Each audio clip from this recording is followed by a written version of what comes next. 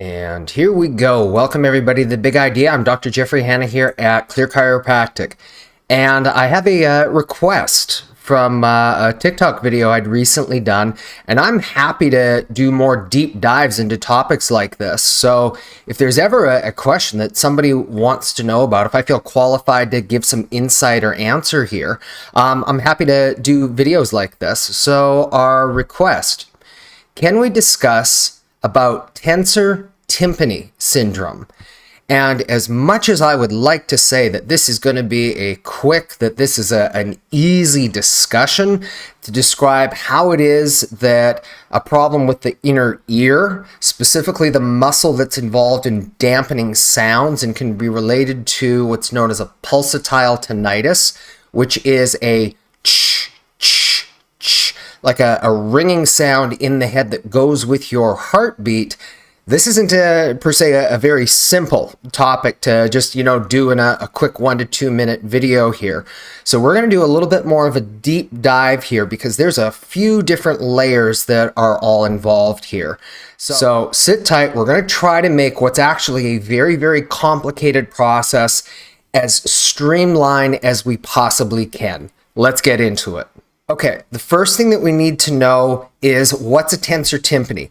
Tensor tympani is one of the muscles of the inner ear that's involved with dampening sounds. For example, if you're about to have sudden exposure to a loud noise, this muscle will engage so that it's not going to blow out your eardrum.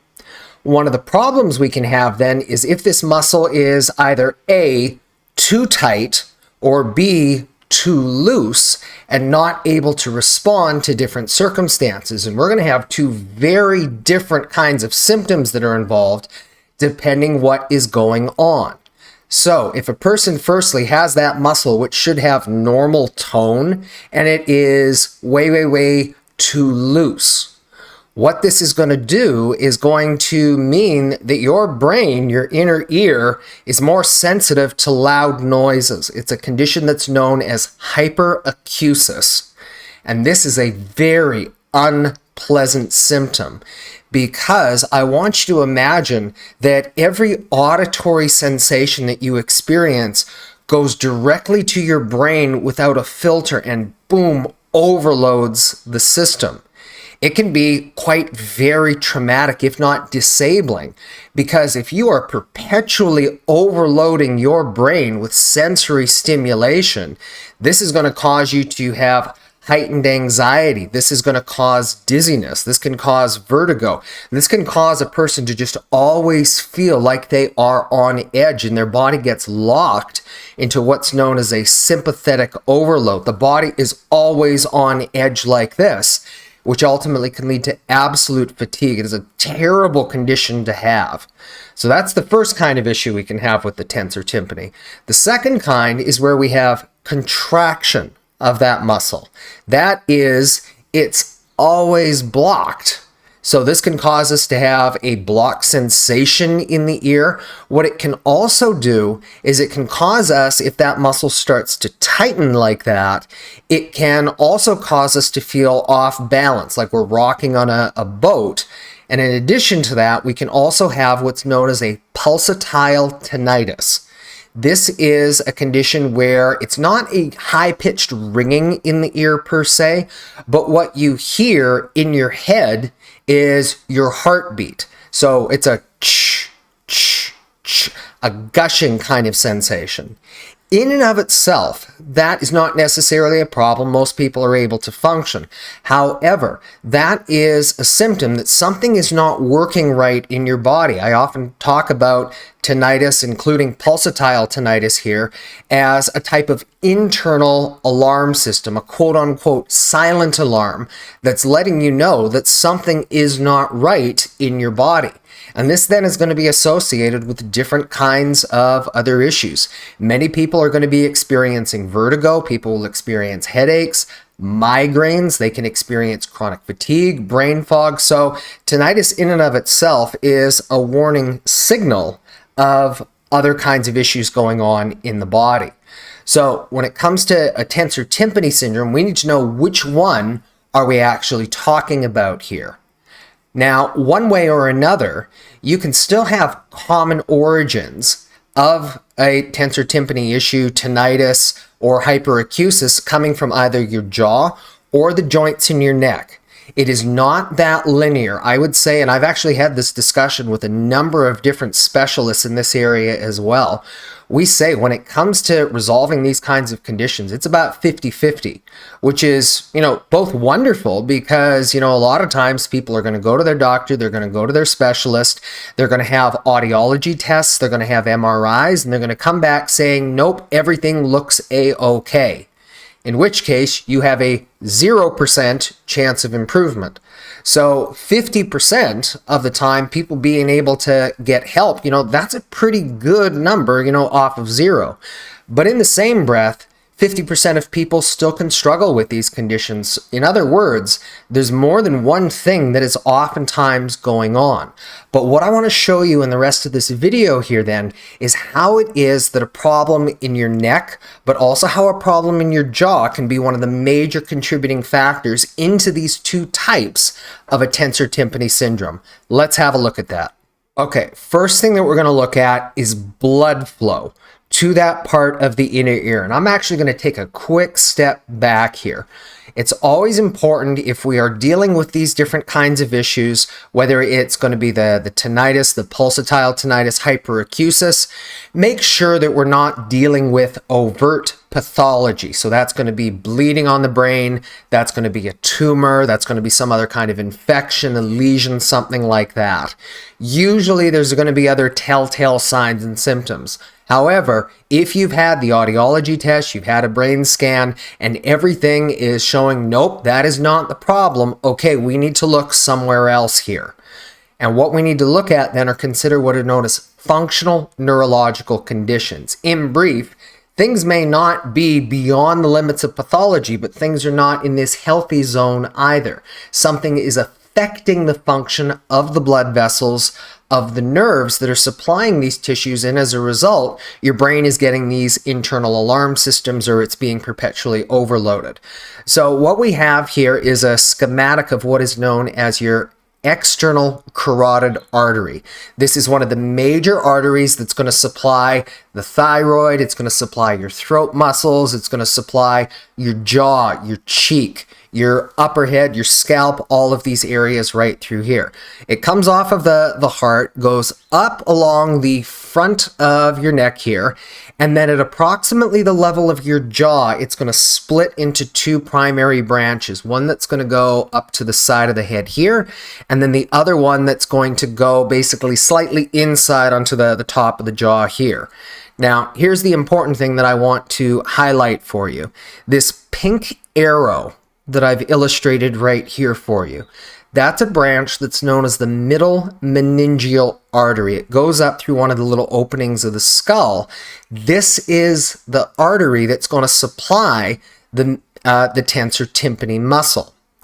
Point being here is that you have, if you have a disruption of blood supply in that particular area, this can be one of the things, either too much or too little, potentially relating to, again, contraction of that muscle, or where that muscle is not quite responding, it's too loose, and your brain is overloaded with too many sensations. Now, this star that I have illustrated for you right here, this illustrates the position of your TMJ. And I've done a lot of videos about this one here, the relationship between TMJ disorder and between the upper neck. These two things will go hand in hand in terms of what's going on. A jaw can cause a neck issue, a neck can cause a jaw issue. One way or another, if there is ever chronic tension through these muscles, as it's going to be making its way into your skull and supplying this tensor tympani muscle, that can decrease or perhaps sensitize that muscle. And again, when we're looking at things like overt pathology on an MRI, you don't usually see these kinds of issues until an artery is blocked, the better part of around 50%.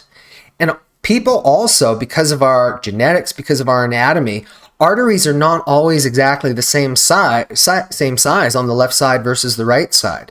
So some people, if they have a smaller artery by design, that's just their anatomy, they're more susceptible to these different kinds of conditions. My point being is, for whatever the condition should be, if your if your brain or any muscle in your body is supposed to be getting 100% normal blood flow, but it's receiving 10% less, yes, your body's going to find ways of compensating for that, but there's going to be a price when you multiply that loss over months, years, perhaps even decades. Again, an issue with the inner ear can be an internal warning signal that something is not right. And unless you find what's going on here, that can unfortunately devolve into different kinds of conditions. So the first possibility here, as I'm illustrating for you, is what you have is essentially a disruption of blood supply to that tensor tympani muscle. The question then is, what can be potentially causing that? Well, we said, okay, it can be tightness or irritations in the jaw, but how is it that the neck can actually involved with that as well? Let's have a look at that next here. All right, now here's where it starts getting really fun and also really interesting. This is a schematic of what's known as the craniocervical plexus. This is the assembly of all of the nerves that are going to be in the lower part of your brainstem and the upper part of your neck, what's known as the spinomedullary junction, where the head meets the upper part of your neck. And you can see that there's all kinds of electrical wires here. The one that I am showcasing here in the bright yellow is what's known as the ascending or the superior sympathetic ganglion and all of its associated branches. The significance of this particular nerve structure is that it supplies all of the blood vessels of the head, of the brain, of the upper neck, and of the inner ear. And amongst these various functions, this is what controls the tone of those particular nerves and then those muscles. So think of it, if you would, that if you are having a hot day, your head is going to start to feel a little bit flushed, or if a certain part of your body needs a little bit more blood flow or needs to be involved with a little bit more waste clearance through veins, through lymphatic channels, things like that, this is the structure that is going to be involved. Point being is that anything that would affect these sympathetic nerves can have the potential to be affecting blood flow anywhere in the head. And guess what? The structures of the inner ear are no exception. Now, what I've got for you here, this is a giant model of the C1 vertebra, so the top one in the neck right here. And actually, if you have a little look there, you might be able to feel the little bump, the side part of the vertebra here. It's just below your ear on the side of your neck. And have a look at how close that is to where your TMJ is. In fact, if you ever want to know where your TMJ is, stick your finger in your ear like this, move your mouth open a few times like that, and that little movement you feel, that is the location of your jaw joint. It's not down here, it's actually right here. My point is you go one finger below, that's what you're dealing with. So that's what you're going to feel in that spot right there. Now, as this relates to the superior cervical ganglion and those sympathetic nerves, that structure that I just showed you on the previous thing, if this is the front of your neck here, that is located right here. So, if and when a person has ever had a neck injury, whether they've had a slip, a trip, a fall, a sports injury, a car accident, something like that, even if you don't have any broken bones, even if you don't have any bleeding, even if you don't have any bruising, if the structure, the alignment, the stability of these vertebrae are ever affected, they have the propensity to want to shift forward like this. And guess what's directly in the firing line? Right here.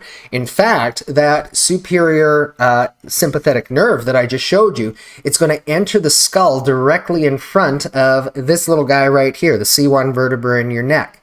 It's therefore in certain people susceptible to direct mechanical tension or irritation. Think of it, if you would, like you have a pebble in your shoe.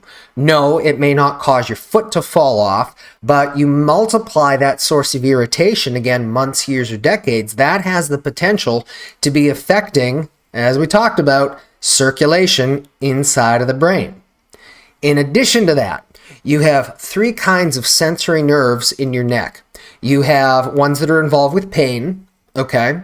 You also have ones that are involved with proprioception. This is what regulates muscle tension, tightness, different things like that. Sore shoulders, sore achy neck, yada yada. But then you also have what are known as pressure receptors, mechanoreceptors. These are going to be involved with detecting motion, including abnormal motion. But what's very important here as well is that these these nerves are going to receive feedback from those sympathetic nerves. So if something is affecting a sympathetic nerve, that information essentially gets pooled in with this information and gets transmitted up to the brain. And this causes a very interesting cascade of events, a process that's known as dysafferentation. I told you this was going to be a little bit more of a technical description here. This is not easy stuff to necessarily unpack here, but I'm trying to walk you through the best and the simplest way that I know how to explain this. Dysafferentation is essentially a sensory overload of the system. I want you to think of a computer, okay? If you were to be running all of the programs on your computer all at once, and if you were to be downloading and streaming different movies and trying to upload different things, your computer bandwidth is going to be sucked up like this. And eventually, what is it going to do? It's going to freeze, if not crash. Your brain, as powerful as it is a supercomputer that does have a finite processing capacity. Therefore, if you ever have too many signals coming in all at once, or the constant bombardment. Imagine, as we're talking about, you've got a problem in the neck, things are not moving the way that they're supposed to be. That's going to be sending signals to your brain. Even if it isn't causing pain, if it's those pressure receptors, they're going to be continuously supplying these structures to your brain saying, there's a problem, there's a problem, there's a problem. And in this little schematic that I've illustrated for you right here, what I wanted to show is, simply put, that the nerve receptors in your neck, these pressure receptors in particular, have pathways that are going to crisscross with the centers of your brain that are involved with balance, equilibrium, and guess what? Hearing as well.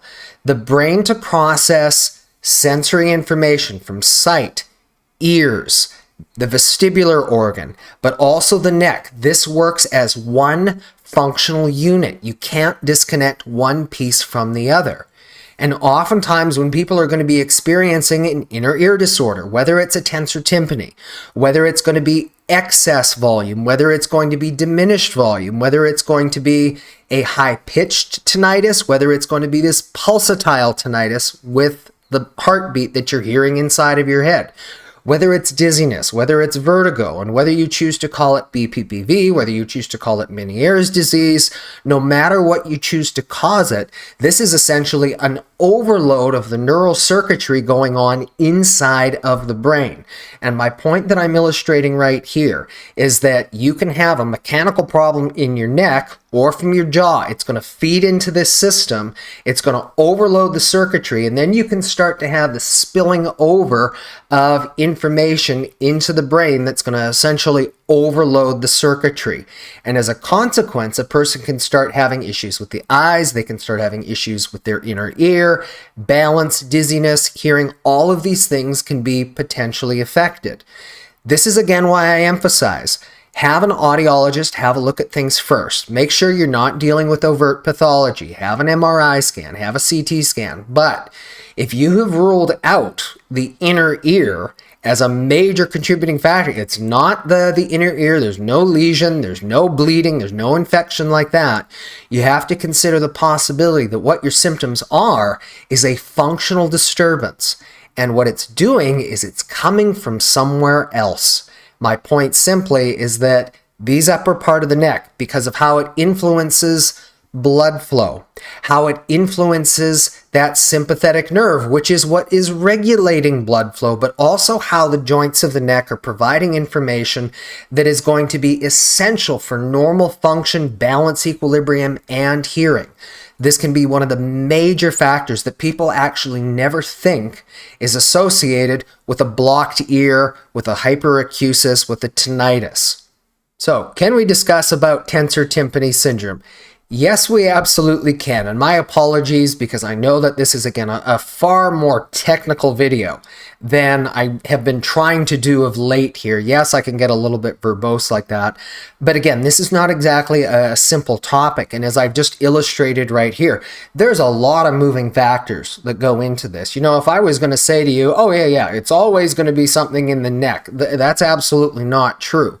But what I wanted to illustrate to you here is, number one, how there's a lot of moving pieces that are involved, but also how the structure, the alignment, the function of what's going on in your neck has a profound impact in terms of what's going on. But most importantly, how specific care, treatment of the neck can also be one of those forgotten, but one of the most important things that can be done to help people get better quality of life, help reduce their symptoms, get back to enjoying all the different things that you want to in life. Again, most people at some point in their life, they're going to get a little bit of a sensation of ringing in the ears. Nevertheless, when that starts to cascade, this is not just a simple little annoyance. This is an internal warning signal that something is not right in your body, and that can devolve into any number of other very, very debilitating kind of conditions. Not something to be made lightly of, not something to ignore. So if you've watched all the way through the video here, first and foremost, thank you for that. Now, what I would ask then at this point here, number one, is if you did enjoy that video, if you found that there was value in that and wasn't too boring, please do click the like and subscribe. Also, feel free to send me requests if you have specific conditions that you'd like to know. You know, how is it that the neck can actually be related to what's going on here? If you've also got friend, family member, client, colleague, somebody you think could benefit from watching this video, please do share this with them. And last but certainly not least, if you want some more information, what you can do is, well, if you haven't already done that, like and subscribe to the channel here, but you can go to my clinic website. So it's ClearChiroSpokane.com, where you can find all kinds of other information, other videos just like this one here, about different healthcare conditions, how they can be related to what's going on in the upper neck. If you want then a consultation, you can just click a little button on that website. We'd be happy to have a chat with you, find out if there's something that we can do to help you out. You can also give us a ring direct at 509-315-8166. We'd be happy to hear from you.